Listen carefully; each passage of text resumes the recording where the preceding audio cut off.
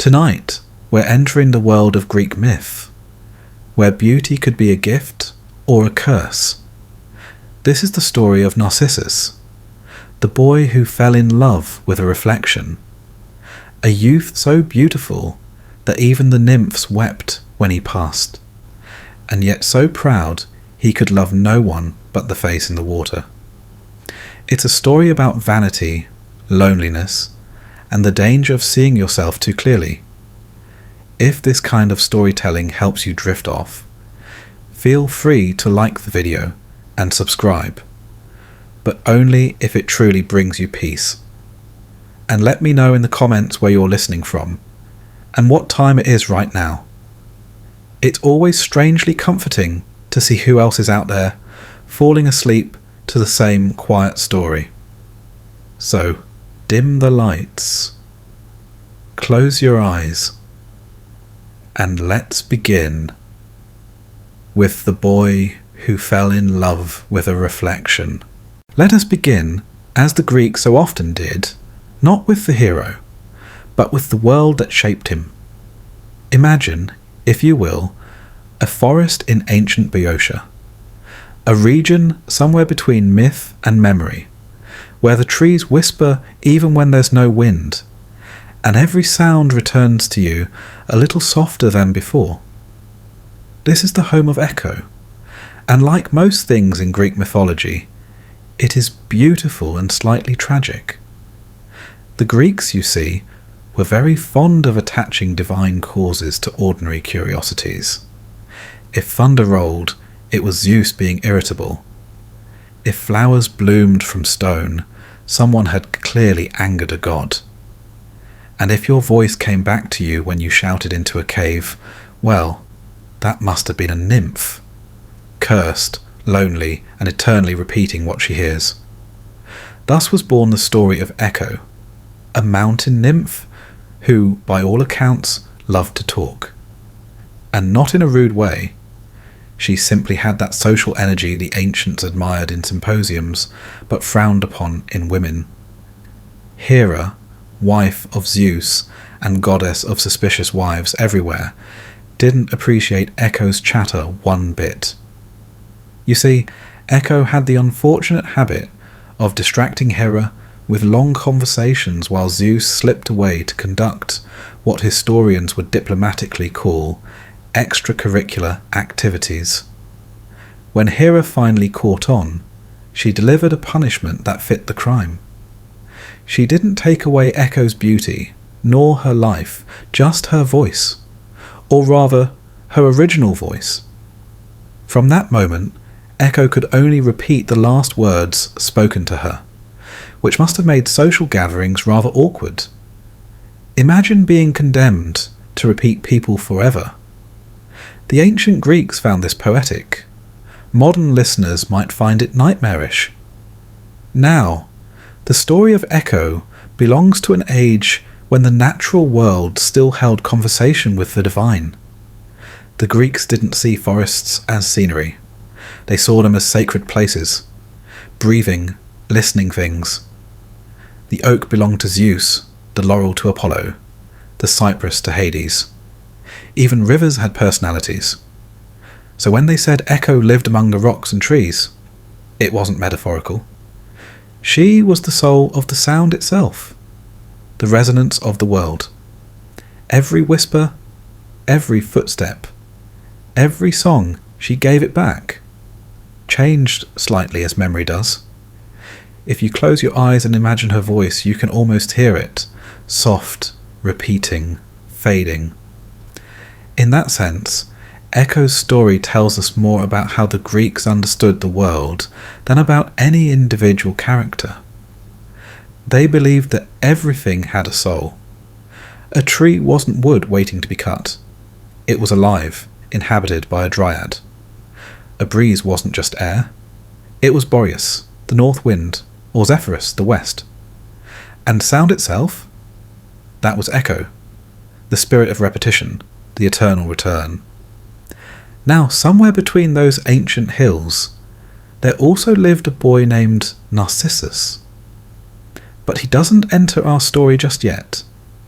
He's out hunting, oblivious to the nymph who will one day fall hopelessly in love with him. And perhaps that's the cruelest thing about Greek myths. They always tell you how it ends before you've even begun. The Greeks didn't believe in happy endings. They believed in symmetry. What begins in beauty usually ends in sorrow, balanced neatly, like the columns of a temple. Still, before we reach Narcissus, it's worth pausing to appreciate how these stories were told. The ancient Greeks didn't have bedtime books or television dramas. They had bards, travelling storytellers who carried entire civilizations in their memories. They'd sit by firelight, lyre in hand, and spin tales that were equal parts entertainment and theology. Myth was never just a story. It was instruction wrapped in poetry, explaining why rivers flooded or why the stars formed certain shapes. And the myth of Echo, small as it seems, carried a quiet moral about speech and silence. The Greeks were obsessed with balance, not too much pride, not too much humility. Echo's endless repetition was a warning. To speak without thought is to lose your voice entirely.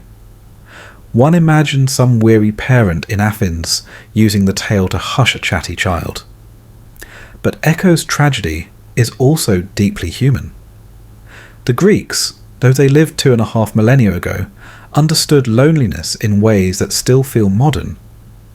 Echo is cursed not merely with silence, but with reflection, to only exist in response to someone else. She cannot initiate love. She can only return it. And when Narcissus eventually appears, handsome and proud, she falls for him not because she chooses to, but because she can do nothing else. His words fill the silence inside her, and she mirrors them back like a forest reflecting sound. The story touches on something ancient and psychological, what the Greeks called eros, desire not as emotion, but as a binding force of the cosmos. In Hesiod's theogony, Eros is among the first gods, born before even light itself. It's not about romance, it's about attraction, that pull between things that creates harmony or destroys it. Echo embodies the receptive side of that force. She reflects, she responds, she yearns. And so when she meets Narcissus, who embodies the opposite, the self-contained, the reflective, the universe achieves a cruel kind of balance. Now, let's step gently into the historical forest behind the myth. Boeotia, where Narcissus was said to live, was not particularly glamorous by Greek standards. The people there were sometimes mocked by Athenians for being slow-witted, the rustic cousins of the intellectual south. But Boeotia had something Athens didn't: endless hills, sacred springs, and the kind of misty quiet that makes you believe in voices among the trees. The Greeks often placed their myths in landscapes that sounded right. The echo of a shepherd's call across a valley might easily become a divine encounter. Ancient poets likely heard their own voices return and wondered which god had answered. And if you've ever shouted across a mountain and heard your voice thrown back, you'll understand the feeling, a mixture of amusement and eerie awe. The Greeks didn't separate science from wonder. They simply explained it through story. When you think about it, that's rather sensible. It's much nicer to imagine a chatty nymph replying to your voice than to mutter something about acoustic reflection. Of course, Hera's curse was more than a mythic prank. It was moral architecture. The Greeks believed that every punishment fit the sin, in spirit if not in severity. Prometheus gave fire to humans and was chained for it. Sisyphus cheated death and spent eternity rolling a rock uphill. Echo used speech to deceive, and so she lost her speech entirely. To the Greeks, divine justice wasn't always fair, but it was always poetic. And yet, Echo endures. Even after her body fades, her voice lingers, woven into the natural world. Ovid tells us she was only voice and bones, and that her bones became stone. It's a rather literal transformation, the kind of ending that made Roman poets sigh and Greek philosophers nod approvingly. To them, transformation was not destruction, but continuity. Nothing ever truly vanished, it merely changed form. That's why the myth of Echo leads so naturally into that of Narcissus. Both are about reflection, one of sound, one of sight. Two ways the world reminds you that you are never quite alone and never entirely understood. As night falls in our Boeotian forest, the air grows still. Somewhere, Echo drifts between the trunks, repeating what little she hears. A bird's call, a shepherd's song, a single name carried on the wind. Narcissus. She doesn't yet know that speaking his name will be the beginning of her undoing. But then again, no one in Greek mythology ever does. The gods prefer their tragedies with a slow reveal. So we leave her there for now, half voice, half memory, waiting for the boy who will look into water and see not beauty, but fate. And if the forest seems too quiet, just listen. You might hear a faint reply from the hills. It's only Echo, still whispering after all these centuries. The soft, eternal sound of someone who wanted to be heard. Now then, the forest is quiet again. The nymph's voice has faded into the stones, and it's time for someone else to enter the story. His name is Narcissus, and the Greeks would have said it softly, Narcissos, like a sigh that doesn't quite reach the lips. A boy so beautiful that poets grew tired of describing him, and sculptors grew jealous of their own marble. You see, beauty in the ancient world was not simply a matter of taste. It was philosophy. To the Greeks, physical perfection reflected inner harmony, a glimpse of divine order manifest in flesh. The same ratio that governed the columns of the Parthenon also, in their minds, shaped the curve of a perfect cheekbone. Beauty wasn't vanity. It was evidence that the cosmos had worked properly.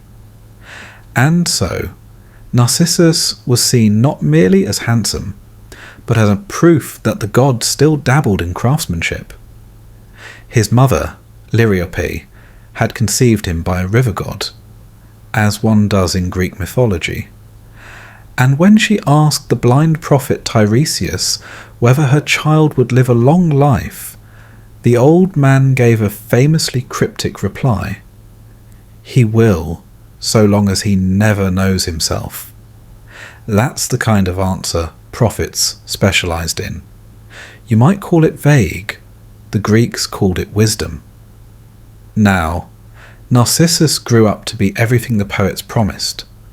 Golden-haired, cool-eyed, the sort of person who could walk past a reflective surface and cause spontaneous heartbreak. He was adored by mortals and nymphs alike, and rejected them all with the same tranquil indifference. He wasn't cruel exactly. He simply found love bothersome. He'd rather be hunting, or basking in sunlight, or doing whatever impossibly attractive people do when no one's watching. This sort of thing, however, did not go unnoticed by the gods. In the Greek world, pride, hubris, was a dangerous perfume. Smell too much of it, and the divine would come sniffing around. So it was, on one fine day in Boeotia, that Narcissus wandered into the forest where poor Echo still lingered, invisible among the rocks and leaves. She saw him and, as the poets put it, fell in love with the sound of his voice before she saw his face, which is an impressive feat, really. Falling in love with someone before they even appear, though it does make you wonder what her standards were by that point. Echo, of course, could not speak freely. She could only repeat what she heard. So when Narcissus called out, "Is anyone here?" Echo answered, "Here." And when he said, "Come to me," she breathed, "To me." It might have been romantic if it weren't so tragic. When she finally emerged, arms open, he stepped back, startled, then cold. He told her he'd rather die than let anyone possess him. And Echo, broken-hearted, fled into the trees, her form fading until nothing remained but her voice. It's a scene both cruel and strangely peaceful, like all Greek myths, punishment hidden inside poetry. Now, if this were an Athenian stage play, the chorus would step forward here to remind the audience of the lesson. Beware of rejecting love, for the gods do not like imbalance. But in the quiet of Boeotia, there is no chorus. Only the sound of water and the slow turning of fate. One day, while wandering alone, Narcissus came upon a small pool, one of those clear, still springs sacred to the nymphs. No wind stirred its surface, not a leaf dared fall upon it. The Greeks believed such waters were alive, portals in a way, where the human world brushed against the divine. It's no wonder Narcissus was drawn to it. He knelt to drink, and there, in the mirror of the water, he saw a face so radiant he forgot to breathe. He gazed, and the reflection gazed back. He smiled, and it smiled too. He whispered, "Who are you?" And the sound came back to him like a lover's echo. In that moment, Narcissus fell in love. Not with a person, not even with himself, not consciously, but with the image, the illusion, the unreachable perfection shimmering just out of reach. He tried to touch it, but the water broke into ripples. He waited, desperate for it to return. And so began one of the quietest tragedies in mythology. A boy who could not leave the mirror that loved him too much to let him go. The ancients saw this as more than romance gone wrong. They saw it as philosophy made flesh. To know oneself was the central command of Greek wisdom, carved into the stones at Delphi, where the oracle sat wreathed in smoke. Yet Tiresias had said that knowledge would destroy Narcissus. And he was right. To know oneself completely is to dissolve the boundary between observer and observed, between life and reflection. Historically speaking, the Greeks took mirrors very seriously. They weren't the cheap glassy things we have now. They were made of polished bronze or obsidian, and you needed sunlight or torchlight to see anything clearly. Priests used them in divination, believing that the surface could reveal a person's fate. In some temples, they even placed mirrors beside sacred springs, so that worshippers might glimpse, not themselves, but their daemon, their guiding spirit. And so, when Narcissus leans over that pool, the image he sees may well be more than his reflection. It might be his soul, his destiny, or, as later philosophers suggested, a vision of divine beauty itself. Now it's easy to mock him for his vanity. Indeed, the Romans did rather gleefully. Ovid, writing in the Metamorphoses around 8 CE, used Narcissus as a moral lesson about self-love and pride. But the older Greek versions are quieter, more ambiguous. They seem to pity him. He doesn't strut or boast, he simply can't look away. His story is less about arrogance than about longing, that deep human ache to merge with what we find beautiful, even if it means losing ourselves. There's a gentle humour in it too, if you squint a little. Imagine some ancient shepherd stumbling across him and thinking, "Ah, there's the handsome fellow again, arguing with the pond." But beneath the humour lies the ache of recognition. Because haven't we all in some way mistaken our reflection for something more real? The Greeks, ever poetic, understood this as the danger of illusion, phantasia, the ability of the mind to be ensnared by its own images. As Narcissus lingered by the water, the world went on around him. The sun rose, the deer passed by, the spring hummed with quiet light. He stopped eating. He stopped sleeping. The reflection, patient and kind, never left him. Until one day, when even the gods began to take pity. They say the nymphs mourned him, calling his name through the forest. An echo repeated it softly back to them. Narcissus, Narcissus. When they came to the pool, all they found was a flower, white with a golden heart, bending gently over the water. The Narcissus, of course. A bloom that still grows by quiet ponds, its petals curved like mirrors, its scent faint but haunting. And there again, the Greeks saw beauty in balance. From obsession came stillness. From longing, transformation. Nothing wasted, nothing ended. To them, Narcissus was not punished. He was completed. The reflection he loved became part of him, fixed forever in nature. As centuries passed, his story drifted through art and thought like the ripples of that ancient pool. Philosophers saw in him the birth of self-awareness.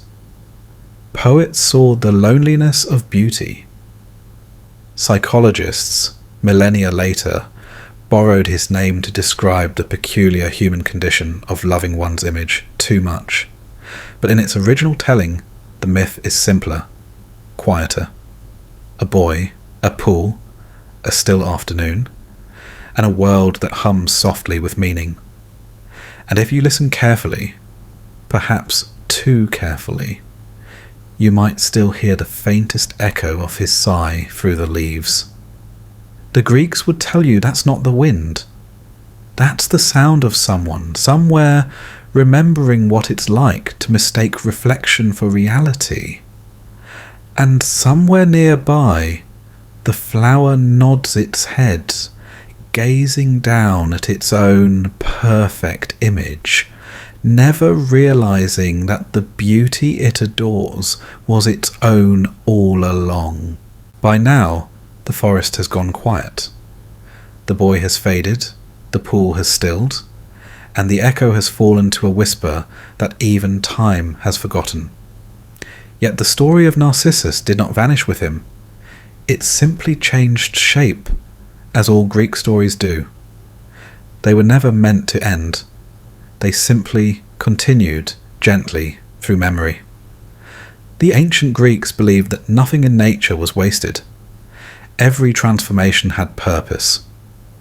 When a mortal dissolved into something else, a tree, a bird, a flower, it wasn't punishment, but preservation. The body might perish, but the essence endured, reshaped into beauty. It's why the mountains were said to remember their lovers, and the rivers their grief. Even the stars were full of stories, placed there by the gods so that nothing loved too deeply would ever disappear entirely. And so, when Narcissus became the white flower that still bears his name, the Greeks saw not tragedy, but symmetry. They'd likely have said, of course. Of course, a boy who loved his reflection becomes a flower that forever bends toward its own image in the water. Nature, after all, has a sense of humour, subtle, tidy, and a little cruel. But Narcissus's story did not stay in Boeotia. It travelled, it grew.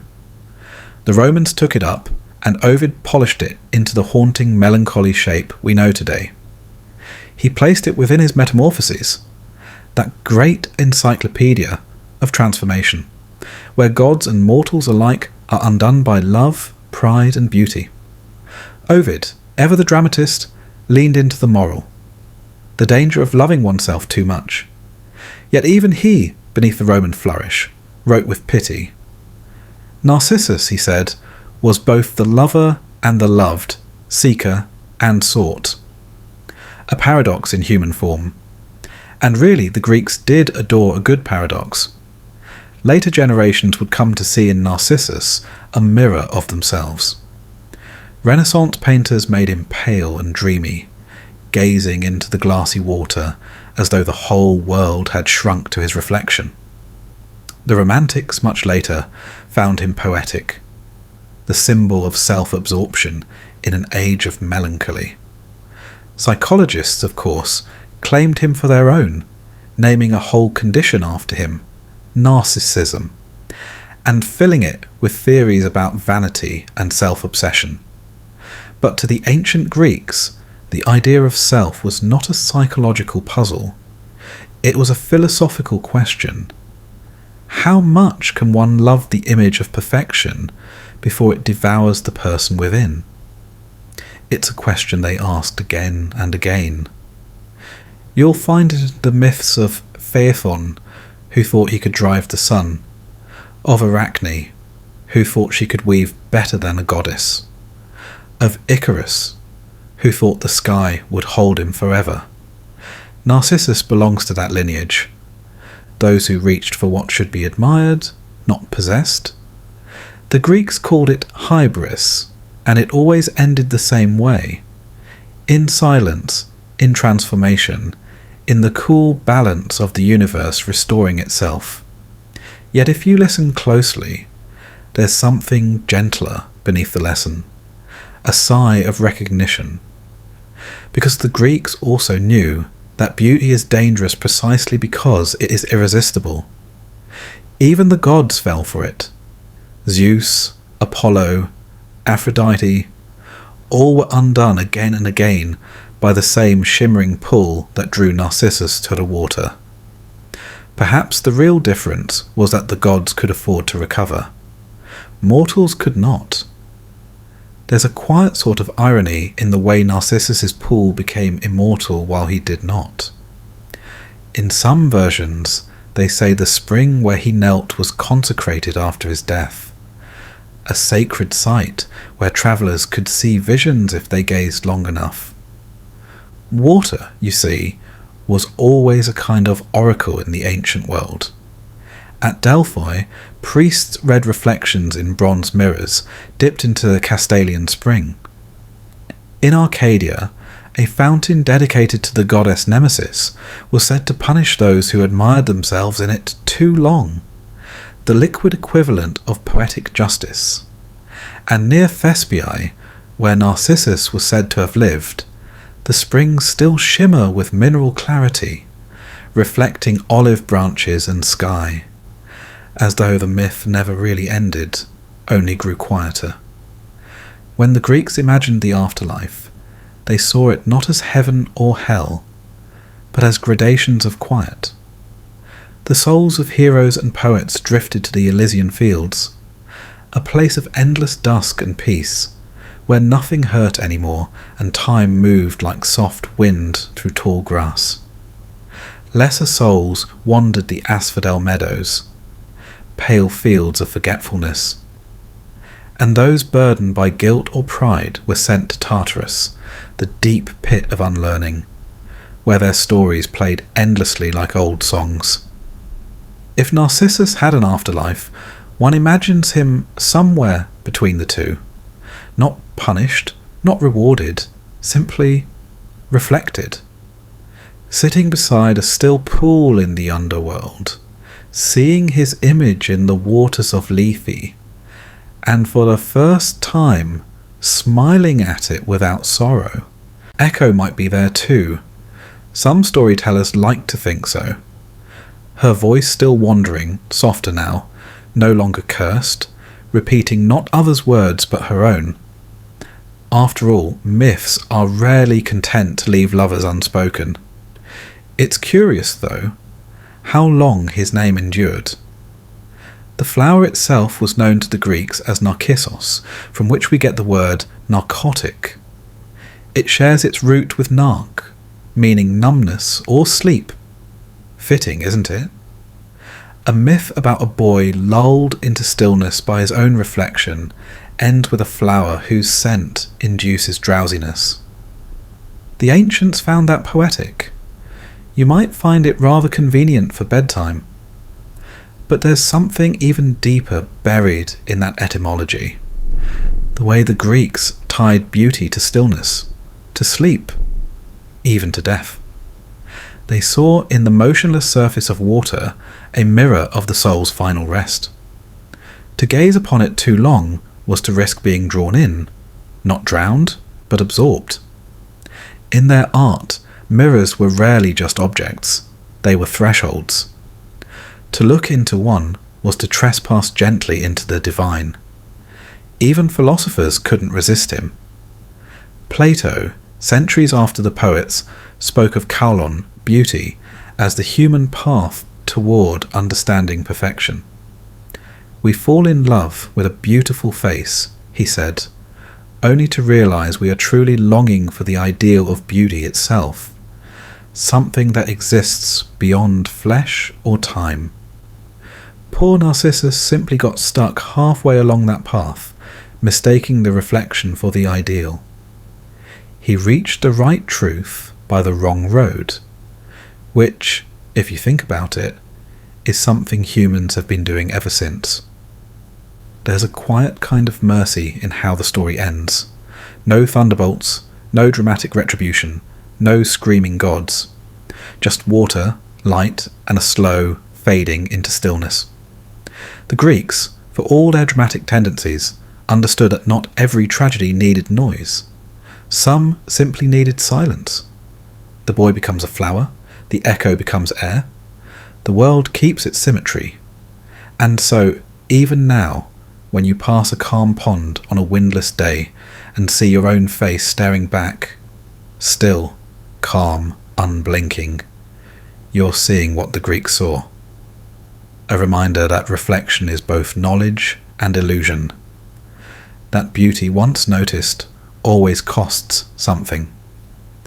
And that even in myth, the most dangerous love is not for another, but for the image we cannot quite let go. The forest grows quiet again. The petals of the narcissus tremble in the breeze, bending gently toward the water's edge. Somewhere above, Echo's voice drifts one last time, softer than before, almost affectionate. Narcissus. But the boy does not answer. He doesn't need to. The reflection smiles, the water shivers, and then all is still. Still water. Still heart. The myth ends, not with sound or sorrow, but with the hush of perfect balance, the kind the Greeks always sought. And in that quiet, somewhere between sleep and story, you can almost hear it. The faintest murmur of your own reflection, whispering back what the ancients already knew, that all beauty, when stared at long enough, becomes a kind of dream.